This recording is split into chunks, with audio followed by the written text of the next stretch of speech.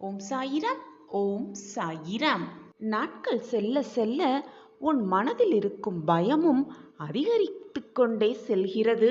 குழந்தையே, அப்படியென்றால் என்மேல் உனக்கிருந்த நம்பிக்கை குறைகிறதா என்ன? உன்னுடைய பிரச்சனைகள் தலையை சூழ்ந்து கொண்டு தான் இருக்கிறது. எந்த பக்கமும் நகரவே உன்னால் முடியவில்லை. காத்திருந்து காத்திருந்து நீ என்னிடம் கேட்டது எதுவுமே இது நாள் வரை நடக்கவில்லை. இப்படியே நாட்கள் நகர்ந்து கொண்டே இருந்தால் அனைத்துமே முடிந்துவிடும், வாழ்க்கையே வீணாகிவிடும் என்று பதறி துடித்து கொண்டிருக்கிறாய். குழந்தையே, இப்பொழுதாவது அப்பா சொல்வதை கேட்பாயா? இப்பொழுது நடக்கும் உன் வாழ்க்கையில் நடக்கும் சூழ்நிலைகள் உன் வாழ்வின் முடிவிற்காக அல்ல, உனக்கான நல்ல வாழ்விற்கான தொடக்கமே என்பதை மனதார நம்பு. உன் விதியை 100% நிச்சயமாக உன் சாயிநாதா மாற்றுவேன். கண்மணியே, நீ உன் வாழ்க்கையின் அடுத்த கட்டத்திற்கு நகரப் போகிறாய். முதல் அடியை எடுத்து வைக்கப் போகிறாய். அதற்கான முதல் அடிதான் உன் வாழ்வில் ஏற்பட்ட இத்தனை பிரச்சனைகளுக்குமான தொடக்கம். சாயிநாதரே, இப்பொழுது என் வாழ்க்கை எந்த நிலைமையில் போய்கொண்டிருக்கிறது என்பது எல்லாமே உங்களுக்கு தெரியும். அப்படி இருக்கையில் என் வாழ்க்கை அடுத்த கட்டத்திற்கு நகரப்போகிறது, அடுத்த அடி எடுத்து வைக்கப் போகிறேன் என்று நீ சொல்கிறீர்களே, எப்படி இது சாத்தியம் என்பதை என்னிடம் புரியாமல் கேட்டுக்கொண்டிருக்கிறாய். கண்மணியே, உன் வாழ்க்கையில் என்ன நடந்தது, என்ன நடந்து கொண்டிருக்கிறது, இனி உன் வாழ்வில் என்னெல்லாம் மாற்றங்கள் நிகழும் என்பதை உன் சாயப்பா முடிவெடுத்து விட்டேன். அதன்படிதான் எல்லாமே நகர்ந்து கொண்டிருக்கிறது. நீ நினைப்பதாலோ, நீ வருந்துவதாலோ, நீர் கண்ணீர் சிந்துவதாலோ எதுவுமே மாறப்போவதில்லை. ஏற்கனவே எழுதப்பட்டதுதான் நடந்து கொண்டிருக்கிறது. நடந்து முடிந்தது அனைத்தும், இனி நடக்கப் போவது அனைத்தும் ஏற்கனவே தீர்மானிக்கப்பட்டவைதான். குழந்தையே, ஏற்கனவே பல பிரச்சனைகள் தைரியத்தோடு தாண்டி வந்துவிட்டாய். ஆனால் ஏனோ இப்பொழுது இந்த சிறிய பிரச்சனை கூட உனக்கு மிக பெரிதாக தெரிகிறது. உன்னுடைய பக்திக்கும் நம்பிக்கைக்கும் சவால் விடும் பிரச்சனையாகவே இது உனக்கு தெரிகிறது. குழந்தையே, முதலில் வாழ்க்கையின் அடிப்படையை நீ புரிந்து கொள்ள வேண்டும். அப்பொழுதுதான் உன் வாழ்வில் நடக்கக்கூடிய பிரச்சனைகள் உனக்கு எதுக்கு வருகிறது, எதனால் வருகிறது, எதற்காகவே வருகிறது என்பது புரியும். வாழ்க்கை என்பதே ஒரு நாடக மேடை. அந்த நாடகத்தில் வெற்றி தோல்வி, இன்ப துன்பம், கஷ்ட நஷ்டம் எல்லாம் வருவது இயற்கையே. தோல்வி வந்துவிட்டால் உடனே சரிந்து விழாமல் வெற்றி அடைவதற்கான வழியை தன்னம்பிக்கையோடு முயற்சி செய்ய வேண்டும். அப்பொழுதுதான் வாழ்க்கையின் வெற்றியை எட்டி பிடிக்கலாம். என்ன நடந்தாலும் இறுதி வரை நம்பிக்கையை மட்டும் இழந்து விடாதே. உன் அப்பா சொல்கிறேன், இன்றாவது கேள், உன் வாழ்க்கை மிக பிரகாசமாக மாறும். நான் இன்று நல்ல செய்தியோடு வந்திருக்கிறேன். உண்மையிலும் உண்மை. இனி உன் வாழ்க்கையில் அழுகைக்கு இடமே இல்லை. உன் நீண்ட கால ஆசை நிறைவேறும். இத்தனை நாட்களாக காத்திருந்த ஒன்று கண்ணீரோடு என்னிடம் மல்கி மல்கி நீ வேண்டினாயல்லவா?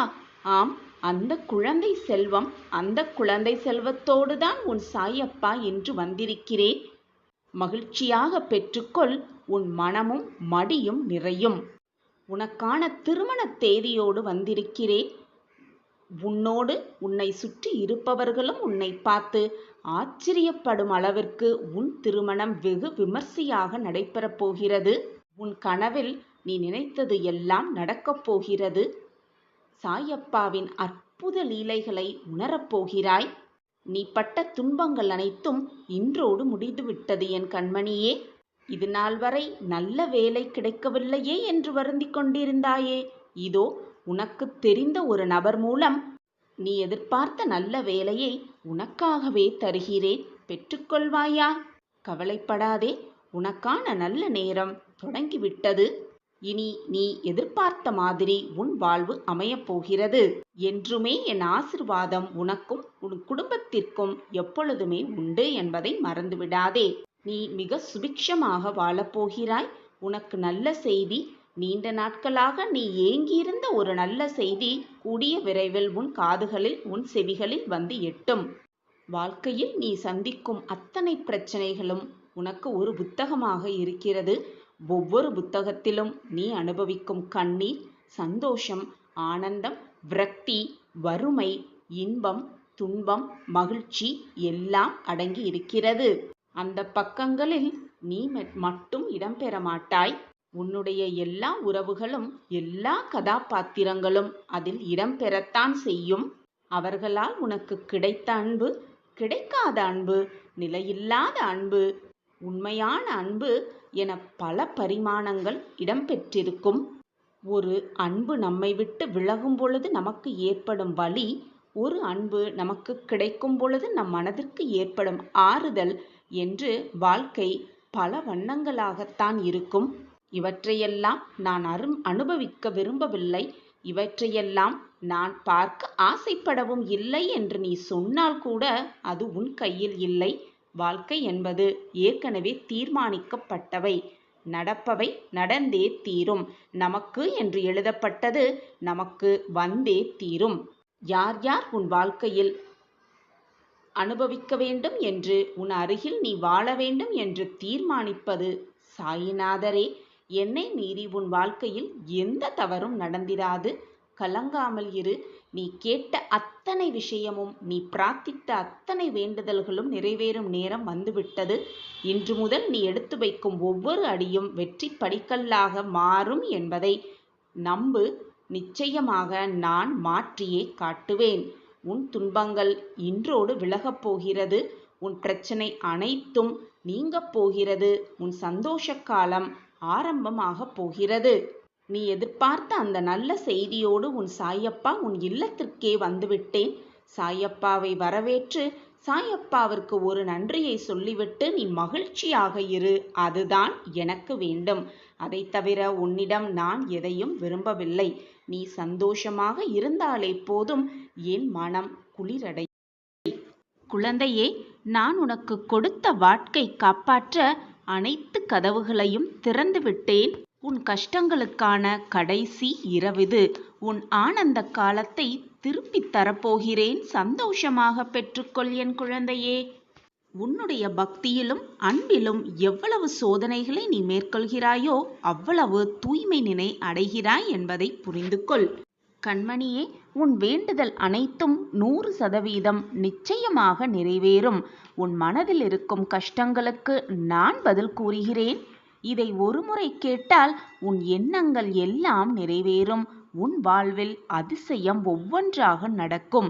உன் கவலைகளை என் காலடியில் வைத்துவிட்டு நம்பிக்கையோடு இதை கேள். உனது கவலைகள், கஷ்டங்கள், சோதனைகள், வேண்டுதல்கள் எல்லாமே கண்டிப்பாக மாறும். என் வார்த்தைகளின் மீது நம்பிக்கை வைத்து நம்பிக்கையோடு இரு. உன் அப்பா வார்த்தைகளின் மீது நம்பிக்கை வை என் குழந்தையே. உன்னிடம் யாராவது ஏதாவது கேட்டால் நேரம் காலம் பார்க்காமல் அவர்களுக்கு உதவி செய். இந்த உலகத்தில் உள்ள அனைத்து ஜீவராசிகளின் மேல் அன்பு செலுத்து. உன் கஷ்டங்களை நான் தீர்த்து வைக்கிறேன். நீ யாருக்கு உதவி செய்கிறாயோ அவர்கள் ரூபத்தில் நான் உன்னுடனேயே இருப்பேன் என்பதை புரிந்து கொள். நான் உனக்கு கொடுத்த வாக்கை நிச்சயமாக நிறைவேற்றுவேன். நிறைவேற்றியே தீருவேன். இது உன் சாயப்பா உனக்கு கொடுக்கும் சத்திய வாக்கு. குழந்தையே, உனக்கான வாய்ப்பை இப்பொழுது இந்த நொடி தரப்போகிறேன். வாய்ப்பை பயன்படுத்திக்கொள். வெற்றியடைவதற்கான வழியை சிந்தித்து பழகு. தேவையில்லாத விஷயத்தை உன் மனதில் போட்டு குழப்பிக்கொண்டே இருக்காதே. இன்றோடு உன் துன்பங்கள் அனைத்தும் நீங்கி நாளை முதல் ஆனந்த வாழ்வை நிச்சயமாக பெறுவாய். அதை நான் என் பிரியமான மகளுக்கு கொடுக்கத்தான் போகிறேன். இது உன் சாயப்பாவின் சத்திய வாக்குதான். வெகு நாட்களாக நிறைவேறாமல் இருக்கும் காரியம் எல்லாம் கைகூடி வரப்போகிறது. குழந்தையே, உன்னை எதிர்மறையாக்கும் எந்த ஒரு செயலுக்கும் விஷயத்திற்கும் நேர்மறையாகவே இருந்து பழகு. நேர்மறையாகவே பதில் சொல். உன் எண்ணம் போல் உன் வாழ்வும் எப்பொழுதும் நல்லதாகவே இருக்கும். நல்லபடியாகவே நடக்கும். நீ கேட்டது அனைத்தும் கிடைக்கும். விரும்பியது அனைத்தும் நிறைவேறும். என்னிடம் வைத்த பிரார்த்தனைகள் அனைத்தும் நடைபெறும். 100% நிச்சயமாக நடைபெறும். இது உன் சாயப்பா உனக்காக கொடுக்கும் சத்திய வாக்குதான். எனவே என் குழந்தையே, நான் இருக்கும் பொழுது எதற்குமே கலங்காதே, அஞ்சாதே. உன் சாயப்பா சொல்கிறேன் கேள். உன் வாழ்க்கையில் பல மாற்றங்கள் நிகழப்போகிறது. பல அற்புதங்கள் நடக்கத்தான் போகிறது. அதை நடத்தி வைக்க உன் அப்பா இருக்கையில் வீணாக உன் மனதை போட்டு பல விஷயத்தில் குழப்பிக் கொள்ளாதே. ஏது நடக்குமோ என்ன நடக்குமோ என்று பயந்து பயந்து வாழ்க்கையை வெறுமென ஆக்கிவிடாதே. கண்மணியே, இதுவரை நடக்குமா நடக்காதா, கிடைக்குமா கிடைக்காதா என்று நீ நினைத்த காரியம் நடக்கப் போகிறது. மகிழ்ச்சியான செய்திதானே? இதோ உன் சாயப்பா அதை உனக்காகவே நடத்தி வைக்கப் போகிறேன். உன் மனதிற்கும் ஒரு தெளிவு பிறக்கப் போகிறது. சோர்ந்து போய் ஏமாந்து போயிருக்கும் உன் மனதிற்கும் ஒரு புத்துணர்ச்சி பிறக்கப் போகிறது. இது நாள் வரை தவித்த அந்த விஷயம் இனி நமக்கு நடக்கும் என்ற தெளிவான மனது உன்னுள் வரப்போகிறது. ஒன்றை மட்டும் புரிந்து கொள் என் குழந்தையே. பக்தன் கேட்கும் அனைத்தையுமே அந்த நொடியே இறைவனால் வழங்க முடியும். ஆனால் சுலபமாக எல்லாமே கிடைத்துவிட்டால், கேட்ட நொடியே அனைத்தும் கிடைத்துவிட்டால், யாருமே கடவுளை நினைத்து கூட பார்க்க மாட்டார்கள். வாழ்க்கையை புரிந்து கொள்ளவும் மாட்டார்கள். இறைவன் எப்பொழுதுமே பக்தி என்ற சொல்லுக்கு அர்த்தத்தை முதலில் புரிந்து கொள்ளத்தான் விரும்புகிறார்.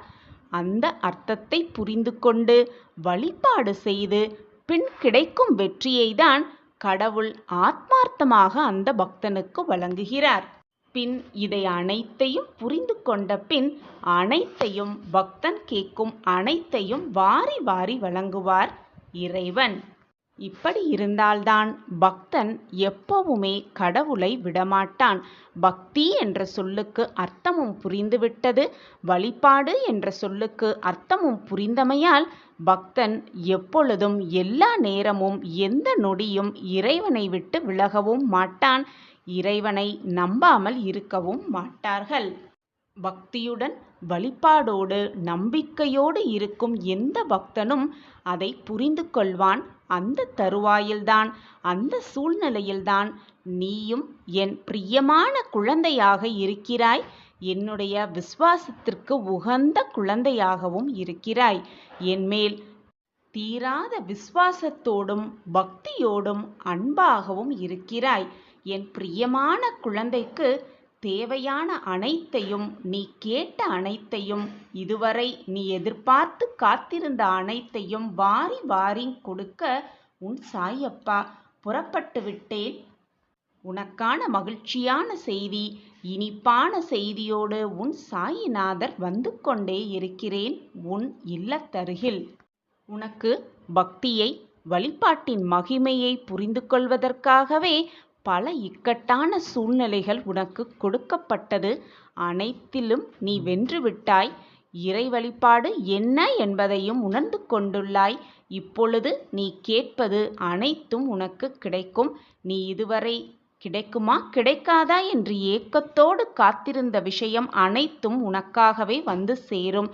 நீ நினைப்பது அனைத்தும் நடக்கும். எல்லாவற்றையும் புரிந்து கொண்டு பக்குவ பெற்ற மனதோடு நீ இப்பொழுது இருக்கிறாய். அதனால்தான் நீ தவித்த ஒன்றை இப்பொழுது நான் உனக்காக கொடுக்கப் போகிறேன். அந்த மகிழ்ச்சியான செய்தியை பெற்றுக்கொண்டு உன் வாழ்க்கையை சந்தோஷமாக, மிக சந்தோஷமாக நீ வாழப்போகிறாய். இதுவரை உனக்கிருந்த கஷ்டகாலமெல்லாம் இன்றோடு உனக்கு விலகப் போகிறது. உனக்கான நல்ல நேரம் வந்து கொண்டே இருக்கிறது. நான் இருக்கிறேன், எதற்குமே கலங்காதே. இந்த நொடி கவலைகள் உன்னை சூழ்ந்து இருந்தால், மனம் வேதனையில் கட்டுப்பட்டு கிடந்திருந்தால், மனம் பாரமாக இருக்கிறது போல உணர்ந்தால், மனவேதனையில் தவித்துக் கொண்டிருந்தால் உன் மனதில் ஒரு இனம் புரியாத சோகம் நிலைத்து இருப்பது போல உணர்ந்தால் இதை முழுவதுமாக நம்பிக்கையோடு கேள். நான் கடவுளல்ல, உன் அப்பா, உன்னுடைய தந்தை என்று நீ நினைத்தால் நிச்சயமாக இதை முழுவதுமாக கேள். நான் உன் தந்தை இருக்கிறேன். உன் வாழ்க்கையை மீட்டெடுப்பேன். நல்ல நிலைமைக்கு உன்னை கொண்டு வருவேன் சர்வ நிச்சயமாக. வாழ்க்கை என்றாலே ஏற்றம், இரக்கம், இன்பம், துன்பம், மகிழ்ச்சி, சந்தோஷம், ஆனந்தம், கோபம், விரக்தி, போராட்டம் என்று எல்லாமே கலந்துதானே இருக்கும். அதை லாவகமாக கடந்து வந்தால்தானே உன் வாழ்க்கையின் வெற்றியின் சுவாரஸ்யமே அடங்கியிருக்கும். அதை விட்டுவிட்டு எப்பொழுதுமே எதையோ பறிகொடுத்தது போல, எதையோ வாழ்க்கையில் முழுவதுமாக இழந்து விட்டதைப் போல, வாழ்க்கையையே வெறுத்து விட்டது போல எப்பொழுதுமே இப்படியே இருந்தால் என்னத்தான் செய்ய முடியும்? இந்த உலகத்தில் வாழும் எல்லா மக்களுக்கும் எல்லா சூழ்நிலையிலும் ஒன்று போல் அமையாது. அவரவர் செய்த கர்ம வினைகளின் பயனாக அவரவர் இன்பத் துன்பத்தை அனுபவித்துக் கொண்டுதான் இருக்கிறார்கள். அனுபவித்துதான் ஆக வேண்டும். இதிலிருந்து யாருமே தப்பவே முடியாது. எப்பொழுதுமே அன்பு, எதிர்பார்ப்பு, ஆசை என்று இவையெல்லாம் அளவுக்கு மீறி சென்றாலே கஷ்டம்தான் வரும், வேதனைதான் வரும், மன போராட்டம்தான் மிஞ்சும். எனவே எதிலையுமே அதிகமாக ஆசைப்படுவதை விட்டுவிடு. உனக்கு என்ன இருக்கிறதோ, உனக்கு என்ன கொடுக்கப்பட்டிருக்கிறதோ, உனக்கு என்ன எழுதப்பட்டிருக்கிறதோ அதை வைத்து நிம்மதியாக மகிழ்ச்சியாக வாழ பழகினாலே போதும். உன் வாழ்க்கையில் நீ பல சந்தோஷங்களை ஒவ்வொன்றாக காணலாம். மற்றவர்களின் துயரத்தை கேட்கும் பொழுது இப்படி நம் வாழ்விலும் நிகழ்ந்துவிடுமா என்று நீயே ஒரு கற்பனையை உன் மனதிற்குள் யூகிக்காதே. அவரவர்க்கென்று தனிப்பட்ட வாழ்க்கை இருக்கிறது. அவரவர் செய்த கர்ம வினைகளின் பயனாக அவரவர்க்கு இன்பமும் துன்பமும் மாறி மாறி வந்து கொண்டேதான் இருக்கும். எதுவுமே இங்கு நிரந்தரமே இல்லை. நிரந்தரமே இல்லாத இந்த வாழ்க்கையில் உனக்கு வரும் சோகமும் சங்கடங்கள் மட்டும் உன்னிடம் நிரந்தரமாக இருந்துவிட முடியுமா? அல்லது இருந்துதான் விடுமா? அல்லது நான் தான் அதை அனுபவித்து விடுவேனா? நன்றாக சிந்தித்துப்பார். நான் உன் அருகிலேயே இருக்கும் பொழுது தேவையில்லாத மனக்குழப்பம் உனக்கு வேண்டவே வேண்டாம். இப்படி எதையுமே சந்தேக கண்ணோடே பார்த்தால் உன் வாழ்க்கையே சந்தேகமாகத்தான் கழிக்க முடியுமே தவிர நிம்மதியாக உன் வாழ்க்கையை உன்னால் வாழவே முடியாது. இப்படி சந்தேக கண்ணோடே உன்னை சுற்றி இருப்பவர்கள் அனைவரையும் நீ பார்த்து கொண்டிருந்தால் உன்மேல் உண்மையான அன்பும் பாசமும் வைத்திருப்பவர்களுக்கு கூட உனக்கு சந்தேகமாகத்தான் தோன்றும். இவர்களும் நம் வாழ்க்கையை வீணடிப்பதற்கு, நம் வாழ்க்கையை கஷ்டப்படுத்துவதற்காக வந்திருக்கிறார்களோ என்ற எண்ணம் உன் மனதில் தானாகவே வலுப்பெற்றுவிடும். என்னை உன் கடவுளாக நினைக்காமல், உன்னுடைய இறைவனாக நினைக்காமல், உன் தந்தையாக என்னை பாவித்து உன் மன குழப்பத்தில் இருக்கும் அத்தனை விஷயங்களையும் என் காலடியில் சமர்ப்பித்துவிடு. போராட்டமே வாழ்க்கையாக இருக்கும் உனக்கு மிகப்பெரிய மாற்றத்தை தந்து உன்னை அதிசயத்தில் ஆழ்த்தப் போகிறேன் உன் சாயிநாதர். ஒவ்வொரு விஷயத்திலும், உன் வாழ்க்கையில் நடக்கும் ஒவ்வொரு விஷயத்திலும் கவனமாக இருந்து எப்படி முன்னேற வேண்டும், எப்படி செயல்பட வேண்டும் என்பதை சிந்தித்து சிந்தித்து செயல்படு. கண்மணியே, உன்னுடைய சோம்பேறித்தனத்தையும் எதிலையுமே அலட்சிய போக்கோடு இருக்கும் உன் மனதையும், கோவமே படாமல் இருக்கும் உனது அறிவையும் முதலில் நீ சரி செய்து கொள்ள வேண்டும். வாய்ப்புகளும் சந்தர்ப்பங்களும் உனக்காகவே வர காத்து கொண்டு இருக்காது. நீதான் அந்த வாய்ப்புகளையும் சந்தர்ப்பங்களையும் தேடி தேடி கண்டுபிடிக்க வேண்டும். உன் தேடலில் முழு முயற்சியோடு நீ தொடங்க ஆரம்பி. உனக்கான வழி, நல்ல வழி உன் கண்களுக்கு தெரியும்படி உன் சாயிநாதர் என்னுடைய ஆசிர்வாதத்தை எப்பொழுதும் வழங்கிக் கொண்டே இருப்பேன். உன் வாழ்வில் மிகப்பெரிய மாற்றத்தை ஏற்படுத்தவே உன் சாயப்பா திட்டத்தை தீட்டிவிட்டேன். இனி உன் வாழ்வில் எல்லாமே நல்ல நல்ல மாறுதல்களாகவே நடக்கும். இதுநாள் வரை உன்னை ஆட்டி படைத்த பிரச்சனையிலிருந்து நிச்சயமாக உன்னை மீட்டெடுப்பேன் உன் சாயிதேவா. நான் என்னதான் பிரச்சனையிலிருந்து மீட்டெடுத்தும் வழியை உனக்கு கூறினாலும், வாய்ப்பை வழங்கினாலும், சந்தர்ப்பத்தை உன கைகளில் வந்து கொடுத்தாலும், அந்த இடத்தில் அந்த வழியில் நீதான் உன் பாதங்களை பதித்து நடக்க வேண்டும். மற்றவர்கள் யாராவது வரவேண்டும், நம் கையை பிடித்து அந்த வழியில் நடத்தி செல்ல வேண்டும், நம்மை வழிநடத்த வேண்டும் என்று நினைப்பதை அடியோடு மறந்துவிடு குழந்தையே. வாய்ப்பும் சந்தர்ப்பங்களும் வரும்பொழுது அதை பக்குவமாக, நம்பிக்கையாக, தைரியமாக எதிர்கொள். அப்பொழுதுதான் உன் வாழ்க்கை என்னும் பயணத்தில் வெற்றிகரமாக நீ எட்டி பிடிக்க முடியும். வாய்ப்புகள் நமக்காகவே வரும். அந்த வாய்ப்பை பயன்படுத்த யாராவது உதவுவார்கள் என்று நினைத்து நினைத்து சிந்தித்து சிந்தித்தே உன் வாழ்க்கையை அதிலேயே தொலைத்து விடாதே. வாய்ப்பை நீயே உருவாக்கு. முதலில் உன்னுடைய தேடல் ஆரம்பித்தால்தான் உனக்கான தேடல் எப்படி இருக்கும், அந்த பாதை எப்படி இருக்கும், அதில் எப்படி தன்னம்பிக்கையாக நீ நடக்க வேண்டும் என்பதெல்லாம் உன் மனதிற்கு புலப்படும். பின்புதான் நீ உன் வாழ்க்கையில் ஜெயிக்கலாம். அப்படி தேடலை நீ ஆரம்பித்தாலே உனக்கான சந்தர்ப்பங்களும் வாய்ப்புகளும், உனக்கான நல்ல நல்ல விஷயங்களும் உன்னை தேடி வந்து கொண்டே இருக்கும். என் குழந்தையே, எதற்குமே வீணாக மனதை போட்டு குழப்பிக்கொண்டே இருக்காதே. ஆகவே என் குழந்தையே, உனக்கான தேடலை துவங்கு. உன் சந்தர்ப்பங்களெல்லாம் உனக்கு சாதகமாகவே முடியும்படி நான் வேலை செய்து கொண்டே இருப்பேன். என்னுடைய கண்மணிக்காக இதை கூட செய்யாமல் உன் அப்பா அப்படியே இருந்து விடுவேனா? நிச்சயமாக மாட்டேன். என் கண்மணியின் நல்ல வாழ்க்கை, சிறப்பான வாழ்க்கை, மகிழ்ச்சியான வாழ்க்கையை பார்க்கவே நானும் ஆசைப்பட்டு கொண்டிருக்கிறேன், விருப்பப்பட்டு கொண்டிருக்கிறேன். அதற்கான வாய்ப்புகளையும் சந்தர்ப்பங்களையும் நான் உனக்கு வழங்குவேன். போராட்டமே வாழ்க்கை என இருந்து விடாதே. உனக்கான வழியை கண்டுபிடித்து தேர்ந்தெடுத்து அதில் வெற்றிக்கொள். உனக்கு துணையாக நான் இருப்பேன். வருவது வரட்டும் குழந்தையே, விட்டு விடாதே. சாயப்பாவை உறுதியாக பற்றிக்கொள். அனைத்தும் உனக்கு சாதகமாக அமையும். ஓம் சாயிரம், ஓம் சாயிரம். என் பிரியமான குழந்தையே, உன் வாழ்க்கையில் தற்போது நடந்து கொண்டிருக்கும் போராட்டங்கள் எல்லாம் உனக்கு பெரியதாக தெரிகிறதா? அப்படி தெரிந்தால் தற்போது உள்ள நிலை கூட உனக்கு கடினமாகத்தான் தெரியும். ஆனால் இப்பொழுது உனக்கு நடக்கும் போராட்டங்களை நீ எப்படி எதிர்கொள்கிறாயோ, எப்படி தாண்டி வருகிறாயோ, அதில்தான் உன் வெற்றிக்கான வழியும் உன் கண்களுக்கு தென்படும். என் பிரியமான குழந்தையே, உன்னுடைய கர்மா, மாயை, விதி இவை மூன்றுமே எல்லார் வாழ்க்கையிலும் நடக்கும். நல்லது தீயதை தீர்மானிக்கும். இதை பொறுத்தே எல்லோருடைய வாழ்க்கையிலும் ஏற்றமும் சறுக்கலும் இருக்கத்தான் செய்யும்.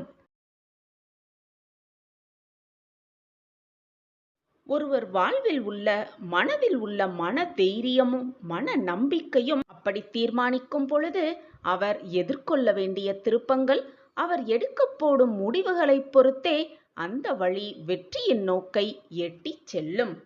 ஒவ்வொருவருக்கும் ஒவ்வொரு விதமாக பிரச்சனைகள் வரும். போராடும் விதமும் ஒவ்வொருவருக்கும் மாறுதலாகவே இருக்கும். நீ சாயின் பிள்ளை அல்லவா? உனக்கு போராட்டம் வரும், கஷ்டங்கள் வரும், வேதனை வரும், சோதனைகள் வரும். ஆனால் கடைசியில் எல்லாம் சுகமாகவே முடியும். விபரீத ராஜயோகத்தை இன்னும் சற்று நேரத்தில் நீ பெறப்போகிறாய். நீ அப்பாவின் பிள்ளைதானே? உனக்கு ராஜயோகத்தை வழங்காமல் வேறு யாருக்கு நான் வழங்குவேன் குழந்தையே? என் பிரியமான குழந்தையே, வாழ்க்கை என்பதே சக்கரம் போல எங்கு ஆரம்பிக்கிறது எங்கு முடிகிறது என்று சொல்லவே முடியாது. ஆனால் அந்த சக்கரத்தில் ஒன்று மேலோக்கி இருந்தால் மற்றொன்று கீழ் நோக்கித்தான் இருக்க முடியும். இப்படியாக உன் வாழ்க்கையை புரிந்து கொண்டு செயல்பட்டாலே விபரீத ராஜயோகம் உன்னை தேடி வரும். சர்வ நிச்சயமாக நீயும் நல்ல சிந்தனையில் செழித்து வாழ்வாய். உனக்கான வாய்ப்பை ஏற்படுத்தி கொடுத்ததும் உன் சாயி தேவாதான். அதை உன் கையிலிருந்து நழுவ விட்டதும் உன் சாயி தேவாதான். இரண்டுமே என்னால் தான் உன் வாழ்க்கையில் நடைபெற்றது என்பதை உணர்ந்து கொள். சில விஷயங்களில் உனக்கு காரணம் தெரியாது, புரியவும் புரியாது. இது நம் வாழ்வில் எதுக்கு நடக்கிறது, ஏன் நடக்கிறது என்பது சில சமயம் உனக்கு புரியவே புரியாது. ஏனென்றால் இந்த வாழ்க்கையில் நீ ஒரு வெறும் கருவிதான். உன்னை ஆட்கொள்பவனும் உன்னை ஆட்டுவிப்பவனும் உன் சாயி தேவாதான் என்பதை புரிந்து கொள் கண்மணியே. நீ இந்த சாயி என் பிள்ளை, என்னை மட்டுமே நம்பு. நிச்சயமாக உன் வாழ்வில் நீ கரை சேர்வாய்.